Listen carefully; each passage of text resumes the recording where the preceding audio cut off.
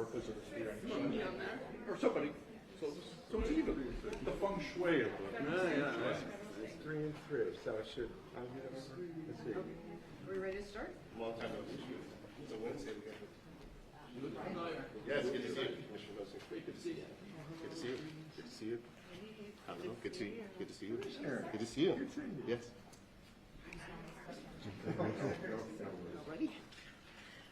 Well, good morning. Welcome to Midland Library and to East Portland. I'm Multnomah County Commissioner Julia Brim Edwards, representing District 3, East Portland.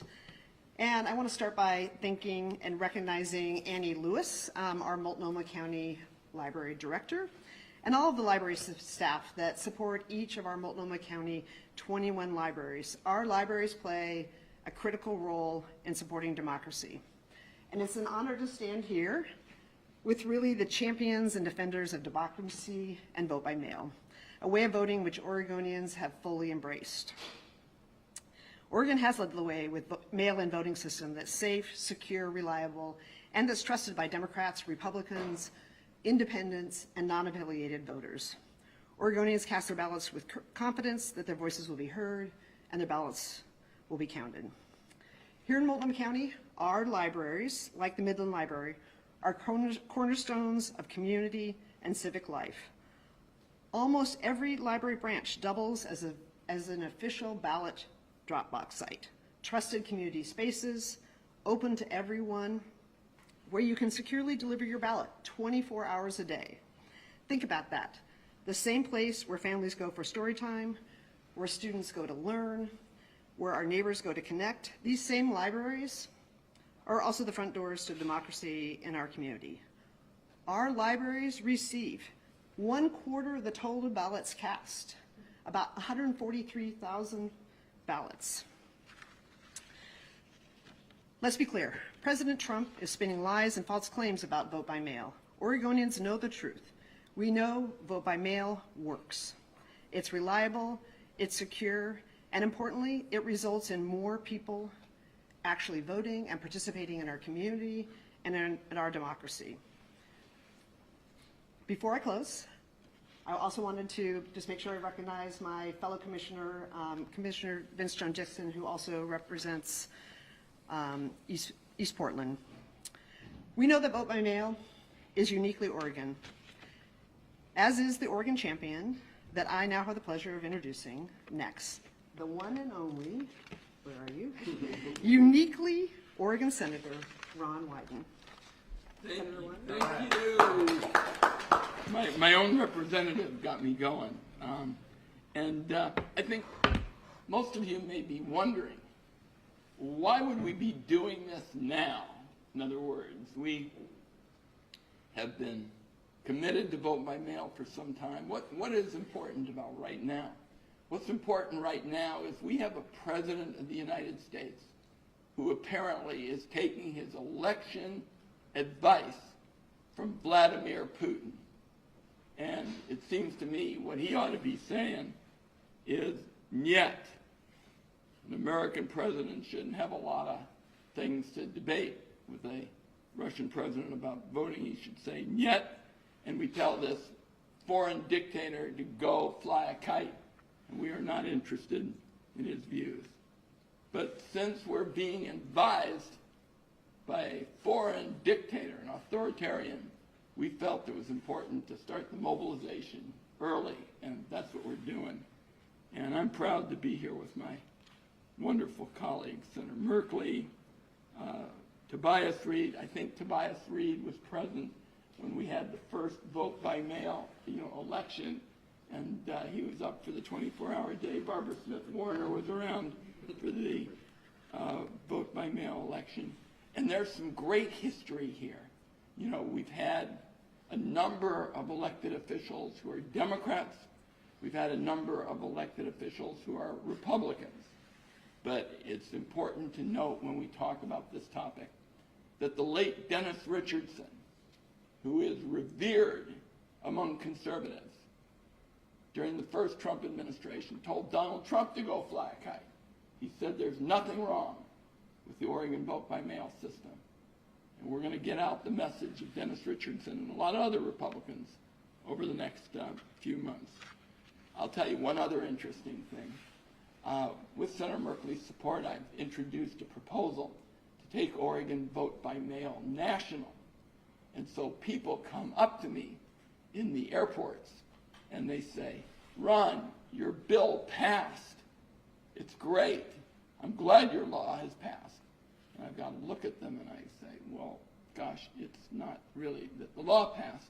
It's that your state said the only way to make sure that people got counted is to use vote by mail. So we've got a lot to work with, but the odds are going to be challenging this time. A president who's taken his messages from Vladimir Putin and has that bully pulpit is going to be a tough opponent. But we're on the right side of history. And I'm just thrilled to be here with my colleagues and give you my last bit of voice for the weekend, since Bobby Kennedy was a challenge yesterday. But Senator Merkley's here, and my great partner. Let's hear from him.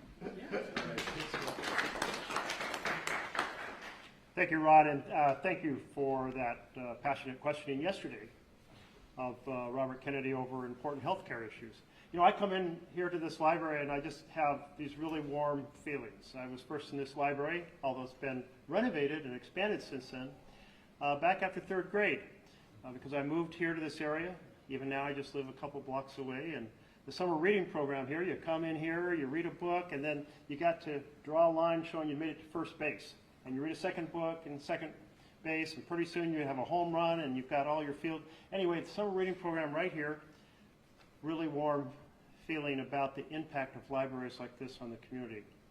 But I also have a really warm feeling being here with this cast of champions for vote by mail, folks who have kind of been part of the historic advance of this effort. And Phil Kiesling, who we'll hear from in a few moments, is just like the legend on this. And the legend. And my education about vote by mail really came in my first race for the state legislature in 1998. I'm going door to door here in the community. I'm asking people how they feel about things. And they're saying, well, I want the potholes filled. And I'm like, okay, that's a city issue. And like, I really like this vote by mail opportunity. And so I kind of had a little affection for the idea of election day, everybody doing something together. So I'd ask people, well, why is that? And they'd say, well, you know, I can sit at the kitchen table and work out and read all the details about these complex initiatives. I can sit with my children and educate them about democracy. All of these, I don't have to worry about whether or not I have a ride to the polling place on election day. I don't have to worry about the rain or can I find a parking place. I'm like, okay, I'm getting educated on this. But why is it that Trump hates vote by mail? And I'll tell you why. It's different than all those reasons I just mentioned. It's because he knows that you can manipulate the vote on election day very easily. There's a lot of corruption on election day. What am I talking about? If you don't want people in a certain area to vote, well, you reduce the number of polling places. You put them in a different location than the previous year. You put out false information about the day. You understaff them so there's a big long line. Maybe the voting machines aren't functioning so well, and that slows things down as well. Maybe you get some intimidators to come. Maybe you make sure it's a location where there is no parking. All sorts of ways to suppress the vote on election day. And that's what Trump wants to be able to do. When you look at how democracies slide into strongman states, one of the things that the strongman authoritarian does as soon as taken office starts to rig the next election. And you see this when the president's talking about and pushing the idea of gerrymandering as many U.S. congressional seats as possible. And you certainly see it in terms of his attack on vote by mail, because he wants to corrupt the next election. And he knows that what can be done to prevent people from voting in the manner I just described in cities is a way to increase the Republican success at the polls. So we believe in something different. We believe in the vision of every American having a right, a full 100% right to cast their vote, and the ballot box is the heart, the beating heart of our democracy. And we're going to defend it, and we're going to defend it from election day shenanigans. We know this system works incredibly well. We think it should be the standard throughout the nation. Senate Bill number 1 that I authored that came close to making it to the final line but didn't, had national vote by mail in it. Every person in the country would have had the option of doing vote by mail. So we're going to carry the campaign against this authoritarian effort to corrupt our elections, and the Team Oregon, having been so involved in the establishment of vote by mail, is going to be deeply involved in preserving vote by mail. Thank you, and now I get to introduce our new Congresswoman, Maxine Dexter. Welcome, Maxine. Good morning, and thank you so much, everyone, for bringing us together, and certainly for your leadership. I am Maxine Dexter, very proud to represent Oregon's 3rd, also very proud to be a mother who spent a lot of time in our libraries, and have to say that being able to take my kids to get books and drop off my ballot at the same time was a game changer here in Oregon. We don't just believe in democracy here in Oregon, we lead the way in stabilizing and growing our democracy. Oregon was the first state, as you've heard, to lead a full presidential election by mail, and we've never looked back. Vote by mail works. Vote by mail elects Republicans. Vote by mail elects Democrats. And vote by mail elects independents. Everyone should be able to support vote by mail. We know that when you make voting easier, people are more likely to vote. And that's what terrifies Donald Trump. His recent threat to sign an executive order ending vote by mail is not just illegal at face value, but is, as you've heard, yet another attempt to suppress our democracy and to keep his allies in power. Last month, he told Texas to redraw their congressional map. He's calling for mass voter purges. He's backing bills like the so-called SAVE Act, which would marginalize the vote of millions of American women. And let's be crystal clear, there's no evidence of fraud in vote by mail, but there's overwhelming evidence of a systematic nationwide campaign to undermine our democracy, and Donald Trump is driving that. This is the same man who incited violence at our Capitol on January 6th to try to hold on to power. He has stoked division, fear, and lies, all to weaken our institutions, to undermine your confidence in our democracy and in our government. But in Oregon, we have a different vision, a vision where every voice is heard, every vote is counted, and every effort is made to strengthen our democracy together. So that vision is only possible because of people like our Secretary Tobias Reed and Barbara Smith Warner, who've been working tirelessly to protect and expand access to the ballot here in Oregon. So I am very proud to hand it over now to our Secretary of State, Secretary Tobias Reed. Thank you. Thank you, Congresswoman. Thanks everyone for being here. As Oregon's top elections official, I'm excited to talk to you today about how we can defend the right of Oregonians to hold politicians accountable. The President's recent comments on vote by mail are just the latest in an alarming trend of attacks on our elections. Early on in his administration, the President cut physical and cybersecurity programs that counties rely on to keep elections and the people who run them safe. Then he tried to tie election funding into divisive culture wars, saying that we'd only get the funds we needed if we agreed to make life harder for LGBTQ people and communities of color. Next came an illegal executive order that was aimed at putting new barriers between people and their right to vote. And we took him to court immediately on that. Then in July, the U.S. Department of Justice came knocking for the private, personal data on Oregon's voter rolls. And I want to be very blunt on this. That is not going to happen.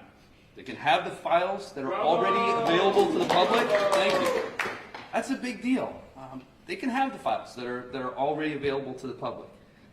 I'm confident that our elections are already secure, so we are not going to be handing over Oregonians' private data for them to abuse or leak or twist into conspiracy theories. And now, as you've already heard, he's parroting advice from Vladimir Putin about how to get rid of vote by mail. But we know better in Oregon, don't we? We've been voting by mail for decades. We've been doing that safely and securely and fairly and accurately. That matters because it's more convenient. It saves money. It boosts turnout. That is how democracy should work. So let's call this all what it really is, a deliberate attempt to make voting harder, more expensive, and less secure because President Trump is scared. It doesn't seem like it necessarily, but he's scared of losing power in a free and fair election in 2026. Because he knows what he is doing, all the things he's doing are unpopular, and he's doing everything he can to stop the American people from holding him and his cronies accountable. But here's the good news. The Constitution, which he seems to have forgotten about, he swore an oath to uphold it. He seems to have forgotten that Article 1, Section 4 is very clear. States run elections, not presidents. And in Oregon, we're going to defend that authority every single time. Republicans in Congress seem willing to do the president's bidding. So if Congress tries to strip away your rights, I'll work with our senators, with Representative Dexter, with our entire delegation to fight back, because our oath is to you, the people, and to the laws that protect our freedom. That's how we defend democracy. That's how we protect your voice. Now, I have the honor of introducing my former colleague in the House, in the Oregon House, the Executive Director of the National Vote at Home Institute, Barbara Smith-Warner.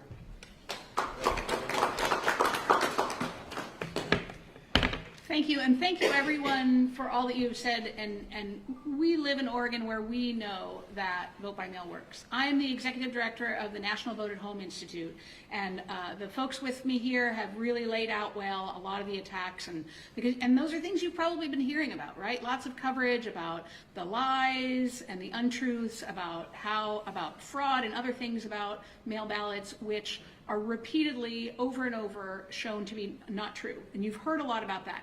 What you may not have heard about is what I'm going to talk to you about briefly, which is, and Tobias alluded to this, but the real impact of voting at home, as we say, because we like to focus on how it's a voter-centric activity, right? You vote at home, you receive your ballot in the mail, you vote at home, you have time and the opportunity to fully investigate, you vote further down the ballot, and importantly, what voting at home means is significantly, even dramatically increased turnout.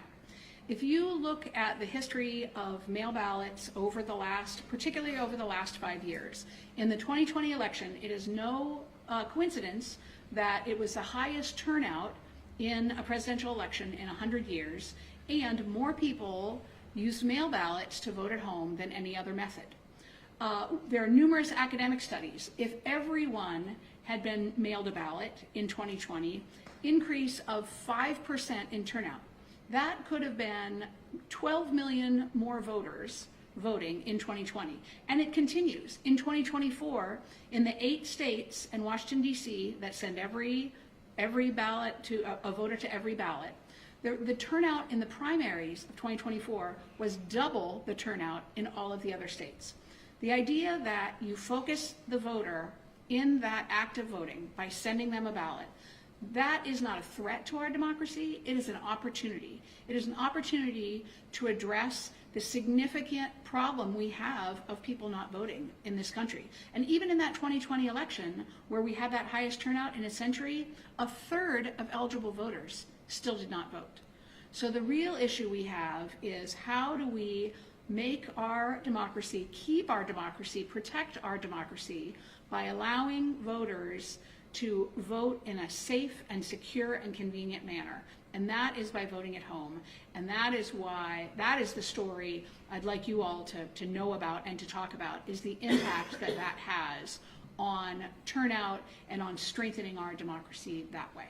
So with that, I'm going to bring up, indeed, people try to call him the father of vote by mail, but he refers to himself as the midwife of vote by mail, our former Secretary of State, Phil Keisling.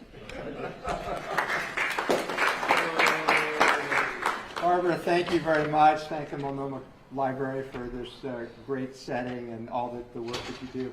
And thank all my colleagues here who are still serving on the front lines of democracy. I'm a former, and I get to observe from some distance. But I'm just really proud of the efforts that everyone behind me continues to make to promote and defend this remarkable innovation in election administration. And I'm going to start with a confession. When I first became Secretary of State, I too was skeptical. Be honest, the crunch of autumn leaves under crisp blue skies, going to my local school or library, seeing my neighbors, that appealed to me. But I had an epiphany. And the epiphany was that I was confusing a familiar, and yes, to some beloved, ritual of democracy with its essence, which is participation. And as Barbara Smith Warner noted, the track record of what this does to increase turnout is one of the most underreported stories in American journalism right now. While one of the most overreported stories, quite honestly, is the continued focus on what is myth, fantasy, and delusion. So vote at home, which is what we call it now, because most people actually take their ballots and return them in person. Started 40 years ago with a county clerk in Linn County, Oregon, Albany, who asked the simple question, if we're sending out and spending all the money to send out sample ballots, why not the real thing? Well, he kept that question in front. Norma Paulus, a Republican Secretary of State, championed it. We let counties do all their special and local elections this way until finally in 1998, Oregon voters were presented with the ballot measure to do it for all elections. And you know what? It passed over 2-1. It carried in all 36 counties. Republican, Democrats, Independents. And I think it was telling that when Republican Congressman Cliff Bentz in Malheur County, one of the reddest counties in Oregon, went before a Rotary Club recently with not quite a ringing endorsement of this system and turned it around and asked the audience what they thought, I think 58 out of 60 people raised their hands in support of continuing this. This is in Oregonians' blood, it's in their DNA, and they're not going to let anyone up to the President of the United States take it away from them, in part because we have all these great people here fighting to make sure that that doesn't happen. But this is about democracy and a very fundamental principle. In our system, it's the people who are the bosses and not the politicians. And Oregon pioneered the very profound concept that if a voter decides to become a registered voter, then they are entitled to receive their ballot in the mail, and they can vote it however they want, wherever they want, and they can decide not to vote it at all. But it is the mandatory receiving of the ballot that is the essence of this system, an opt-out, not an opt-in. You don't have to go find your ballot. You don't have to have an excuse, which you still need in 14 states. And with all the coverage that's happening about what the President has said, I would encourage people to ask this simple question. If mail ballots truly are inherently corrupt and prone to fraud, is the President of the United States going to tell everybody that they can't have one? Is he going to tell 2 million soldiers, military members, and their families, I'm sorry, you'll just have to make another sacrifice for your country unless you can get home to vote? Is he going to tell the people in a hospital bed or in assisted care or who are too ill to get to a poll, don't want to be contagious, affect somebody, sorry, shouldn't have gotten sick, this is your bad luck? The only way that you can have the courage, your convictions on this, is to ban it all. And I think that's an absurdity, but I think it's something that we ought to be asking people who question the integrity and the security of something that has been proven in Oregon, and as Barbara said, is now in 8 states as well as the District of Columbia. Thank you very much. All right. Questions? Any questions? And please direct them to who, if you have a whoever wants specific to person. answer. I was just in Colorado covering some other media stuff, and punitive things were thrown to the state because they were a mail-in ballot and it's corrupted. The president's already proven he's going to do it once. What's your fear and what do you want to say to him about doing that to Oregon? Well, what we're going to say is we're drawing a line in the sand, and you aren't going to get an inch of traction for gutting vote by mail. And I think in particular, this idea of making this a referendum, you know, when people talk about politics in the past, They would talk about political science professors and this kind of thing. We have a president who consults with Vladimir Putin. And as Senator Merkley talked about, there's nothing good about that. So we're drawing a line in the sand. And people who try to come here and try to undo vote by mail, I'm the first United States senator elected by mail. I'm very proud of that. We've had a lot of Democrats as well. So nobody's going to get an ounce of traction coming here and taking us on. You've got the NBA All-Stars, the WNBA, the regular NBA All-Stars of vote by mail. And we're going to win. Yeah, I want to make one, I agree, of course, with what the Senator said. I want to make this real in a different setting, too. So I've been on a tour visiting all the county clerks in their offices. These are the heroes of democracy, 36 across the state who are doing this work. And this is not an abstract thing. It also just makes it clear that it's not sincere. If the president and the administration was actually concerned about real voter integrity and security, they would be boosting the funds to deal with bulletproof glass and security cameras instead of trying to ask us to change our behavior in order to access those funds.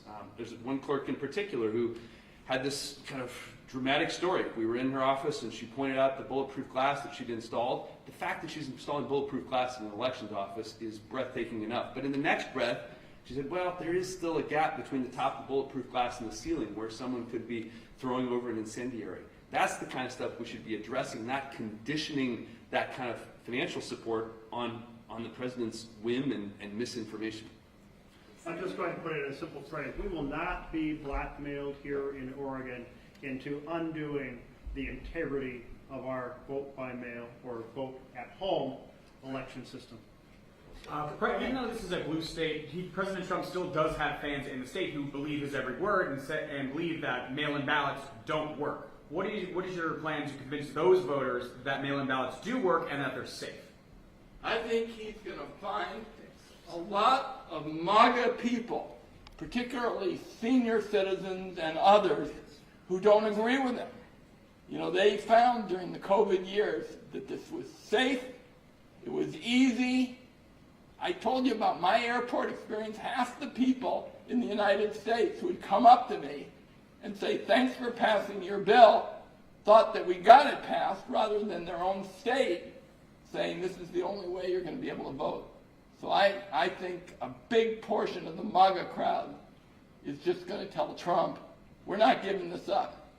It's too easy, it's too convenient, and we don't buy the argument that this is bad for democracy. We think it's good for democracy. Secretary Reed, opponents have cited the stats we heard today, the doubling of election turnout when we have vote by mail, the massive turnout that we see when other states have legalized this. They've used that as an example to say that's why it's fraudulent. There's no possible way turnout could increase that quickly. How do you respond to those claims? Maybe with what my colleagues are doing here, sort of disbelief. I mean, we have the gold standard. Let's think about how this works. It's a paper ballot. It is verified with forensic analysis of signatures. We have boards of people of different parties who are reviewing the ballots to make sure that the voter's intent is accurately reflected. Then we have audits. This is the way it should happen. And if you think about the real effect on someone, to answer some of the previous question, what is a person's experience? Imagine a mom who lives in a rural part of the state. She's got to figure out if there weren't mail-in elections, how's she going to deal with that? She's got to make a plan to get maybe a long distance. You know, it's the fall. There might be icy roads. She's got to figure out how's she going to get transportation. She might have to get a babysitter. She might have to take time off of work, losing that. And she might have to wait in line, none of which is necessary when you have paper ballots verified by signatures, auditable. This is the way everybody should be doing elections because it works and it meets people where they are. In 2022, what state had the highest percentage turnout of eligible citizens? Oregon, a non-battleground in the midterm election. 61%, though, still means that a lot of Oregonians didn't vote. The crisis in this country, the real problem, is too few people voting. And it's laughable that people would say that our success is evidence of fraud. Even with double the rate of turnout in primary elections. And make no mistake, almost everybody in politics today at the national level, elected to a partisan office and at the states, doesn't have to worry about the general election as much as the primary election, because that's where the vast majority of people really win their election. But yeah, we were double, but it's still at 30–35%. That's 2/3 no-shows. We can and should be doing much better. We've got a lot of countries around the world that have had democracies for far fewer decades, centuries than we have, who are outshining us when it comes to turnout. So I'm going to give President Trump a backhanded compliment by continuing to revive his myths about vote by mail. He's actually allowing us to put more attention on it. But we need your help. We need the help of journalists who are willing to take a look at these turnout numbers and recognize what an important boon this is to what is the essence of our system, which is we are a participatory representative democracy. And would I rather live in a democracy where 80% or above of the eligible citizens cast a ballot and all my candidates lose, or in a democracy where turnout is 40% or less and all my candidates win? Well, maybe not everyone agrees with me, but for me that's a very simple question. I want to live in a democracy where as many people as possible let their voices be heard, and then we let the chips fall where they may.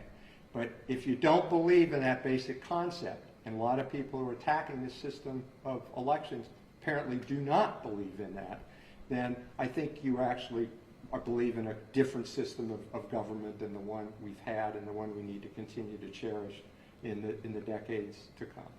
How do you plan to regain trust for some people in the voting system? I know Oregon had the issue of having people register to vote who with no proof of citizenship, and so with all this going on, for the people who do have doubts after that, how do we, one, make sure that never happens again and kind of regain that trust for people?